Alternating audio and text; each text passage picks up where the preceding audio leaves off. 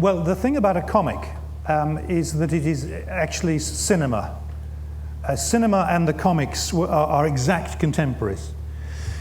And it's odd, really, isn't it? The technology of making the frame of a comic, by which I mean how you draw it, how you print it. What does it consist of? Well, it consists of drawings of people with some words in it and a line around the words, the speech bubble. That's all it is. And there's no technical reason why Caxton, for example, or Gutenberg couldn't have invented the comic, because that's all it is. It's lines, it's drawings, and it's words. Why did it take so long for the comic to develop when we could print pictures 500 years before?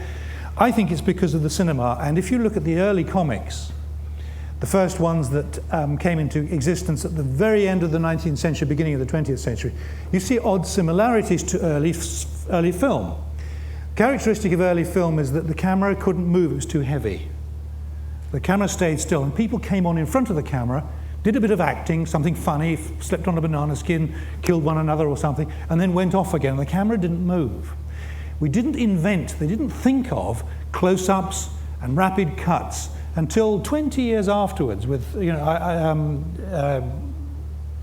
Griffith and Eisenstein, people like that. And it isn't until 20 years after the beginning of comics that you see comics behaving like that. And again, it's just as easy to draw a close-up as it is a full thing, but you don't see the people like that. This, I've been thinking about this for years and years, and there's something in there that has to do with the way I tell a story when I tell a story, with the way I think anybody in the 20th and 21st century tells a story on paper, now that we've got the experience of cinema and of seeing such things as telling the story by means of the close-up.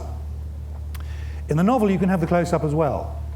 You can show, you can describe someone writing a note and passing it under the table to somebody else. You can tell them what's on the note. It's much harder to do that on the stage because the people at the back can't see what's going on. But with a close-up, you can come in close and do that.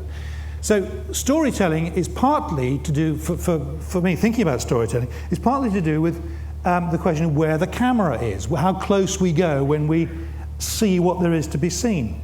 And one of the things that is special about the novel is that it does come close, very close indeed. If you take the opening of a famous novel like Dickens's Bleak House, you remember the first sentence of Bleak House, just one word, London.